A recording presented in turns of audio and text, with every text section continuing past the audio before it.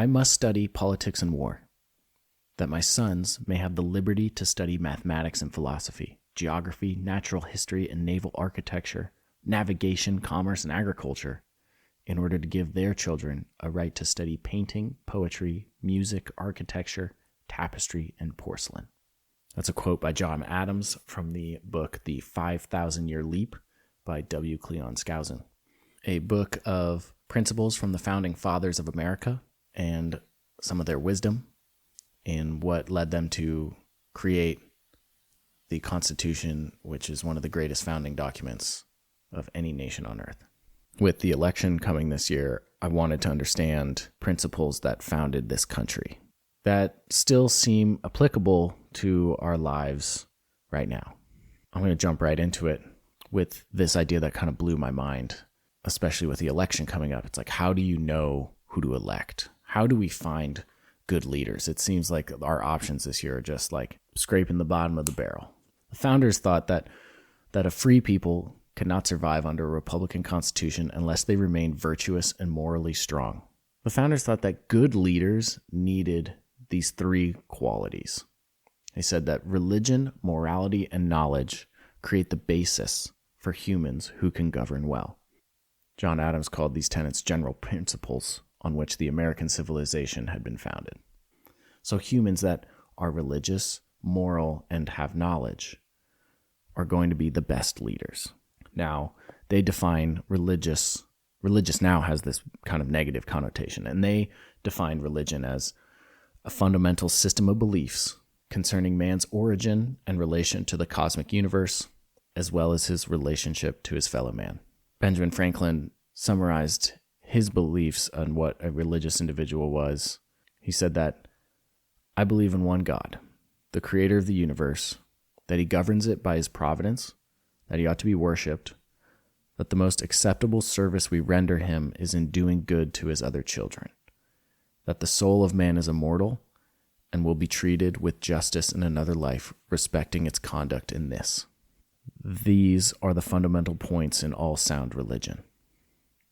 So he said that, there's a creator who makes all things that mankind should recognize and worship, which is a belief that lots of the world's religions have. So it's not really a Christian basis of moral code. It's kind of a conglomerate of all base level beliefs that the major religions of the world have. He thought that the Creator revealed a moral code of behavior for happy living, which distinguishes right from wrong. And that would be the morality aspect of the trifecta that creates the basis for humans that can govern well. Morality. It's a standard of behavior distinguishing right from wrong. So leaders must be able to use their ideas of their relationships to the cosmic universe, the creator, as well as their fellow man, to make decisions that are right and wrong, or identify right and wrong decisions. The final principle is knowledge, which is an intellectual awareness and understanding of established facts relating to any field of human experience or inquiry. So a person that's learned, in history, geography, science, religion, morality, and knowledge create the basis for humans that govern well. There's an interesting anecdote in the book from a reporter who came from France to observe America, and he wanted to learn more about why America was finding success. And he said that, "I sought for the greatness and genius of America in her commodious harbors, her ample rivers, and it was not there. I looked in her fertile fields and boundless prairies. It was not there either. In her rich mines and her vast world of commerce, and still I did not find it. Not until I went to the churches of America and heard her pulpits aflame with righteousness did I understand the secret of her genius and power. America is great because she is good. If America ever ceases to be good, America will cease to be great." That quote really stuck with me, especially the last part. America is great because she is good. She is made up of good people. And if America ever ceases to be good, America will cease to be great. It makes me think, are we a virtuous society now? And I'm not saying that we need to go out and find Jesus. Although that's, I think, the first thought that popped into my mind was like, wow, they're saying I need to find Jesus, and that feels a little preachy. It's mainly just if we accept the idea that we are not the center of the universe and the most powerful beings, that there is something greater than ourselves, that we are all connected to each other, and we use those ideas to govern our soul's actions in this lifetime, then you end up doing better things. You make better decisions for each other and for yourself and for your family.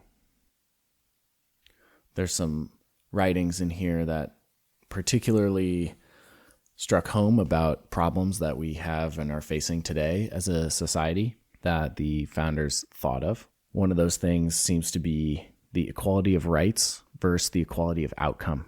As we all have heard, all men are created equal. We're all created equal, ... under the eyes of God, is the second half of that statement. And everybody knows that no two human beings are alike.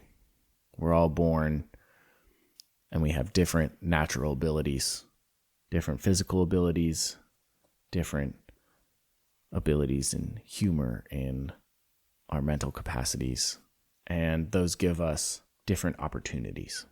And America was founded on this belief that no matter what you're made up of, you should have the same equal rights to pursue the inalienable rights under natural law.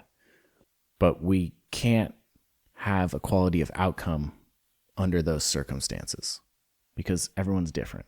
The founders thought it was therefore the task of society to accept people in all their arrays of individual differences, but treat them as equals, as humans, equal humans. And that the role of society was to provide equal justice.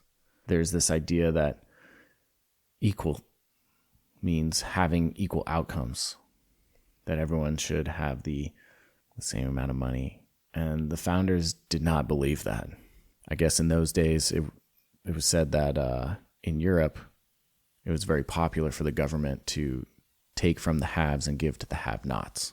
And the founders proclaimed that people under natural law cannot delegate to their government the power to take from one and give to the other, because we as individuals don't have that power.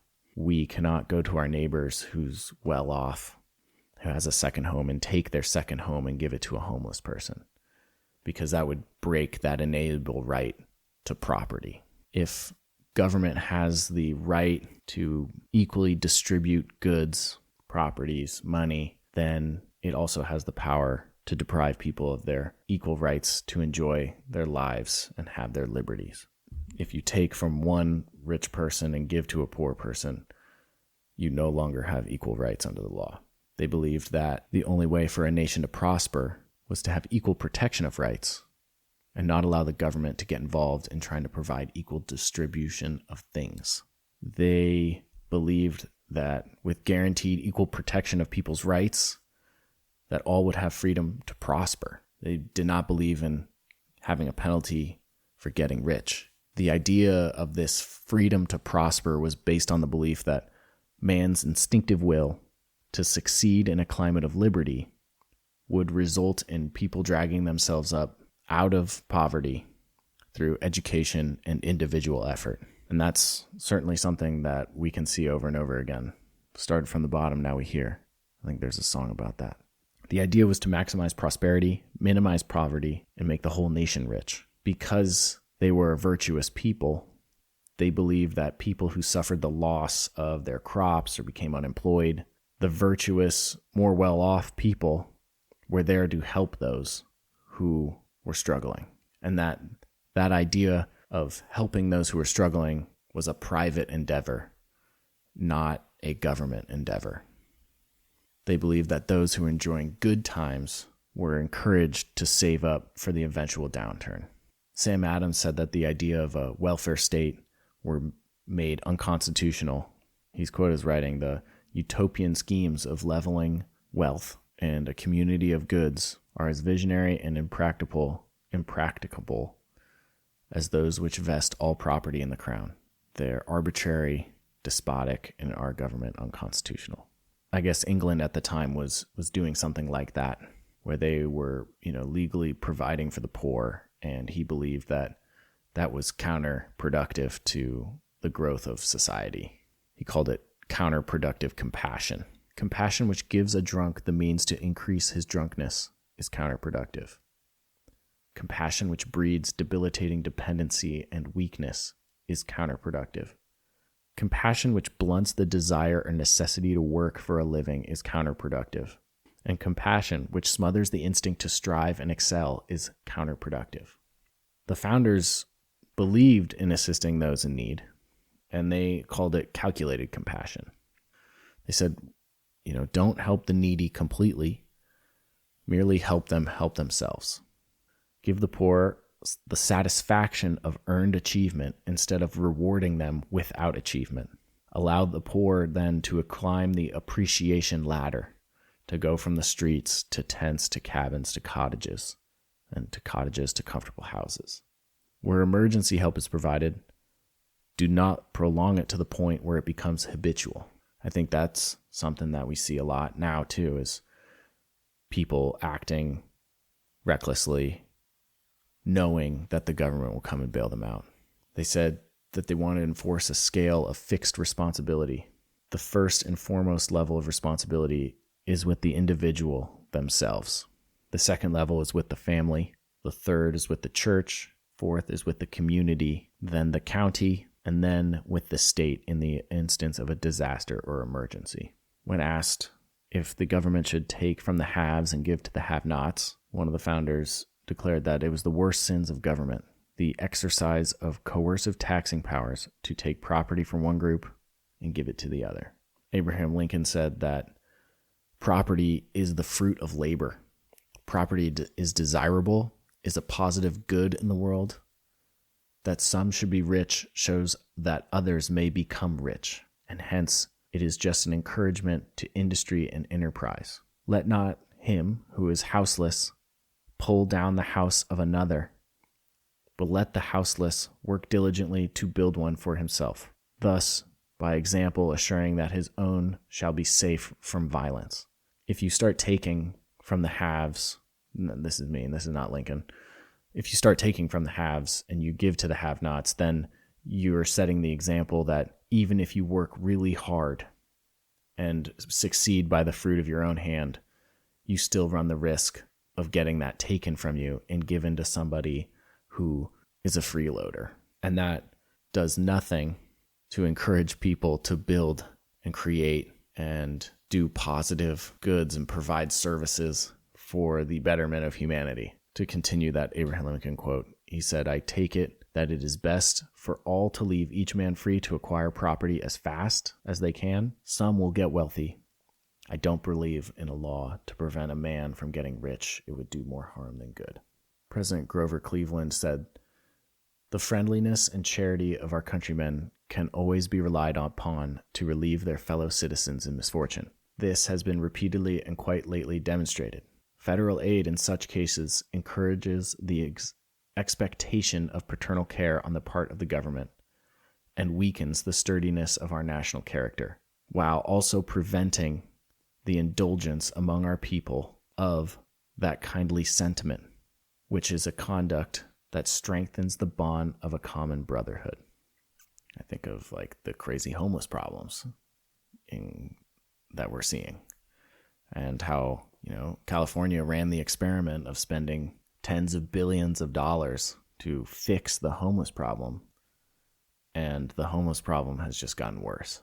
Right now, we also have our attention towards an immigration problem that we are unable to handle the massive influx that we're seeing.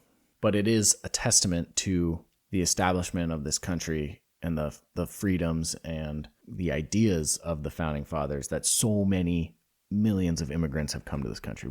This country is a nation of immigrants. Now, the founders realized that newcomers to any nation are not considered first-class citizens immediately.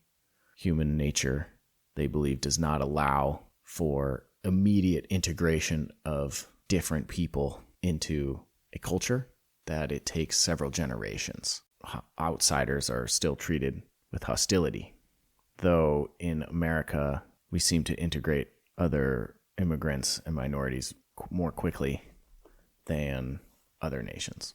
It was observed in this book that being a minority is painful because their acceptance depends on crossing the culture gap. It means learning English with American dialect, more or less, attaining some form of education, becoming economically independent, and becoming a social asset to the community. And currently, we have large numbers of immigrants who are trying to do that, but it takes time. It takes time to assimilate and become a social asset, and in many cases, these people are not becoming social assets. We have citizens also that are not social assets. So I'm not going to just say it's us against them, obviously. But it just takes time throughout our history. We've seen that in every immigration from a different culture. French and English, and then, the Dutch, Germans, Swedish, and Scots, and Irish. Every one of those groups was discriminated against at some point in time or persecuted.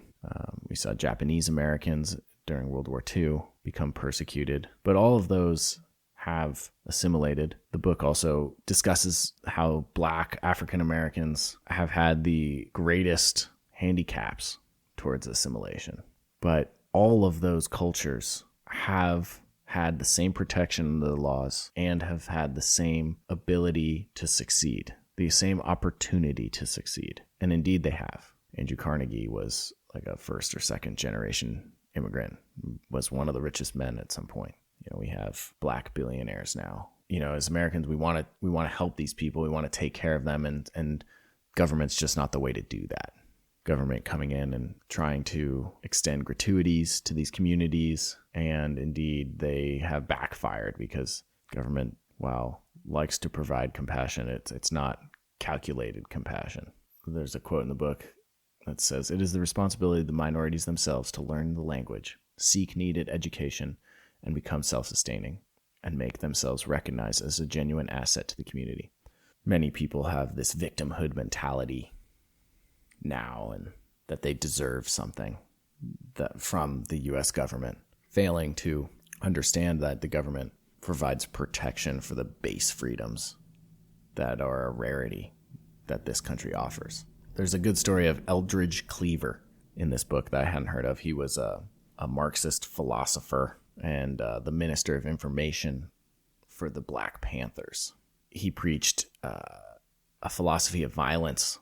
He wanted to destroy the whole economic and social structure of the United States so that blacks could enjoy equal rights under the American communist regime. And he propagated violence with that community until eventually he was brought under charges and had to flee to Cuba. After 7 years in Cuba, he returned to the U.S. and he had completely changed his mind on socialism. And this is a quote from him. "I feel that the number one objective for Black America is to recognize that they have the same equal rights under the Constitution as Ford or Rockefeller. Even if we have no blue chip stocks, our membership in the United States is the supreme blue chip stock and the one we have to exercise. Our membership in the United States is the supreme blue chip stock and the one we have to exercise." I love that. This guy goes to the place, a socialist place, like the one he wants to make the United States into, and realizes, fuck, this sucks. America and just being able to live in America is the greatest opportunity that we have. John Adams said it well, too. All men are born free and independent and have certain natural, essential, and unalienable rights, among which may be the reckoning the right of enjoying and defending their lives and liberties, that acquiring, possessing, and protecting property, of seeking and obtaining their safety and happiness. Those are all protected by the Constitution, by this country, that other countries just don't have. The founders believed that there was two types of duties that Americans had, a public duty and a private duty. Public duties relate to the public morality and are usually supported by local or state ordinances and laws, which can be enforced by the police or the power of the state. Private duties are those which exist between the individual and his creator themselves. These are called principles of private morality, and the only enforcement agency is self-discipline. For example, public drunkenness versus private drunkenness. There's laws against being drunk in public, being drunk and driving, but there's no laws against private drunkenness. You can do what you want in your own home. Your business that you do in your own home is between you and the Creator. And the Constitution is all about providing that freedom to do what you want in your own home, providing the freedom from abuse by those in authority. The Constitution was designed to control something which has not changed and will not change, which is human nature. Madison stated that, "I believe there are more instances of the abridgment of the freedom of the people by gradual and silent encroachments of those in power than by violent and sudden usurpations. This danger ought to be wisely guarded against." I think all of us see that as well, that there are more and more laws restricting what you can and cannot do. Those laws work for some people and don't work for others. But if we return to principles that some of the wisest people of our last 10 generations stated, then maybe we can get rid of unnecessary laws because we're all getting along a little bit better. We all have a little bit more moral virtue. One of those places that we see government interference is in the free market. The founders liked Adam Smith and his free enterprise economics theory. I've never heard of Adam Smith before, but he had a theory of that was based on natural law and free market enterprises. This formula called for the following. 1, the specialization of production. Let each person or corporation of persons do what they do best. 2, the exchange of goods takes place in a free market environment without government interference in production, prices, and wages. He believed that the free market provides the needs of the people on the basis of supply and demand with no government-imposed monopolies. In fact, perhaps government exists to provide for that freedom, so there are no monopolies. Prices are regulated by competition on the basis of supply and demand. Profits are looked upon as the means by which production of goods and services is made worthwhile. Getting rich makes the production of goods and services worthwhile. Competition is looked upon as the means by which quality is improved, quantity is increased, and prices are reduced. Following these principles, the United States became the richest industrial nation in the world in 1905. They only had 5% of the Earth's continental land area, 6% of the world's population, but the American people were producing over half of everything: clothes, food, houses, transportation, communications. And the author attributes that to Adam Smith and the theories that the founders took from him. The founders thought that the greatest threat to economic prosperity was the arbitrary intervention of the government into economic affairs of private businesses and the buying public. They believe that there's 4 areas of legitimate responsibility which belong to the government concerning the economy. These involve the policing responsibilities of the government to prevent illegal force in the market. Let me say that again. Responsibilities of the government to prevent illegal force in the marketplace to compel purchase or sale of products. Fraud in misrepresenting the quality, location, or ownership of the item being sold or bought. 3, monopoly. Like I was saying earlier, monopoly, which eliminates competition and results in restraint of trade. 4, debauchery of the cultural standards and moral fiber of society by the commercial exploitation of vice. They describe vice as pornography, obscenity, drugs, liquor, prostitution, or commercial gambling. And that's it. They believed in the free market to regulate itself. The founders believed that local government was the keystone to preserving human freedom, because political power automatically gravitates towards the center, and the purpose of the Constitution was to prevent that from happening. Centralization of political power always destroys liberty by removing the decision-making function from the people on the local level and transferring it to the officers of the central government. I mean, we see that all the time now. I mean, that's why everyone's so obsessed with what's happening in Washington, D.C., because that's where decisions are being made that affect more of us, it seems. Also, I think it's also a soap opera, but that's not here nor there. That's my opinion. They pose this question in the book: what has destroyed liberty and the rights of man in every government which has ever existed under the sun? The generalizing and concentrating all cares and power into one body, no matter whether the autocrats of Russia or France or the aristocrats of the Venetian Senate or the members of Congress and Senate today.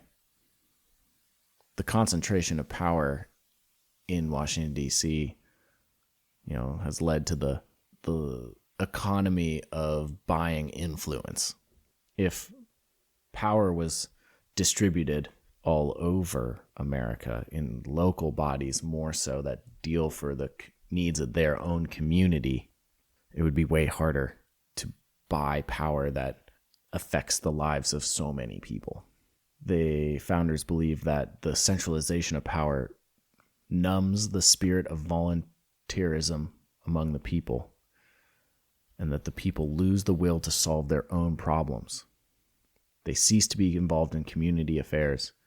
They seek the anonymity of oblivion in seething crowds of the city, and often degenerate into faceless automatons who have neither a voice nor a vote. How does that feel? That feels accurate to me. Now, feelings are not often facts, so keep an open mind, but man, it seems like the people have certainly lost the will to solve their own problems. We are always looking for someone else to solve our problem. We see that on the internet with all these internet activists who scream on the airwaves about problems that they want someone else to solve. Communities rarely come together until it's a dire need. Jefferson said that the way to have a good and safe government is not to trust it all to one, but to divide it among the many, distributing to everyone the exact functions he is competent to perform best. Let the national government be entrusted with the defense of the nation and its foreign and federal relations, state government with civil rights, laws, police, and the administration of what concerns that specific state. Let the counties with their local concerns, and each township direct the interests within itself. It certainly feels like we've seen a reversal of that ideal. But that's his ideal. Certainly there is a need for defense and foreign relations because we live in a globalized world. When it concerned foreign policy, the founders saw the foundations for their security resided in a bustling and prosperous economy with a high standard of public morality. They saw the necessity for a level of preparedness which discouraged attack from potential enemies by creating a rate of risk so high that the waging of war against this nation would be obviously unprofitable. Thomas Jefferson said, "Friendship with all, alliances with none," in his first inaugural address. American leaders took a united and fixed position against entangling alliances with any foreign powers unless an attack against the United States made such alliances temporarily necessary. They desired to cultivate wholesome relationships with all nations, but they wished to remain aloof from sectional quarrels and international disputes. Switzerland followed this example, is an example of someone who's continually followed this example, or some nation.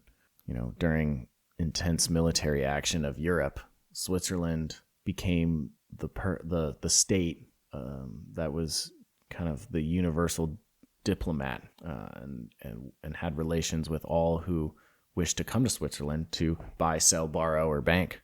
And they took a hostile posture towards none unless they were threatened. And I want to say Switzerland has I think it's Switzerland, that they have a policy which each citizen has to own firearms. I'm going to look that up. There's split opinions or facts on gun ownership for the Swiss. Some people say it's a community duty for the defense of the nation, and they do have compulsory military service. And some say it's not compulsory to own guns in Switzerland, but still, it's an interesting anecdote. And it makes sense. It does make sense if you're trying to remain neutral that you would have a citizen army that could repel people and basically create, as Jefferson said, create a risk so high that waging war against this nation would be unprofitable. Washington believed in the idea of friends with all, alliances with none as well. He said in his farewell address as president, observe good faith and justice towards all nations, cultivate peace and harmony with all. Religion and morality enjoin this conduct, and can it be that good policy does not equally enjoin it? He felt that in the absence of political, military, and commercial hostility towards the United States, every effort should be made to cultivate friendship. That's obviously very hard to imagine these days with all the different treaties that the U.S. is in. The U.S.'s current role of world police with enemies, economic and militarily, spread throughout the world. That costs us a great deal of money. Washington also warned that giving a more favored status to particular nations could open up the United States to strong foreign influences, which could subvert the security or best interests of the United States. You could see that now. I mean, literally this week as I'm recording this, the U.S. government just gave $26 billion to Israel, some more billions to Ukraine, and it is yet to be seen if that is in the best interests of the United States people. It seems like most people don't think so. Washington did say that temporary alliances may be justified for extraordinary emergencies, but other than that, harmony, liberal intercourse with all nations are recommended by policy, humanity, and interest. The one compelling duty of America is to put its own house in shape and to stand upon an economic system that will make its natural resources available to the intelligence, industry, and use of this great people. America, the great neutral, will thus become the peacemaker of the world, which is her manifest destiny if she lives the law of peace. I love that ideal. What a beautiful ideal. The United States has a manifest destiny to be an example and a blessing to the entire human race. And in many ways, I think it has. And in many ways, we've strayed from the original principles that the founders believed in. This book goes into much more detail about different portions of the Constitution and gets incredibly specific. These are the principles that I thought were the most interesting to me, and that's where I'm going to leave you all. I highly recommend reading this book if you are into politics in America. I think it gives anybody that reads it a good basis on understanding the principles and ideals that this country was founded upon and how we can all use those or incorporate those and to make good decisions in our own lives. Thank you for joining me. I will be coming back with another book from some of history's best thinkers on the next one. Peace and love. I'll talk to you again soon.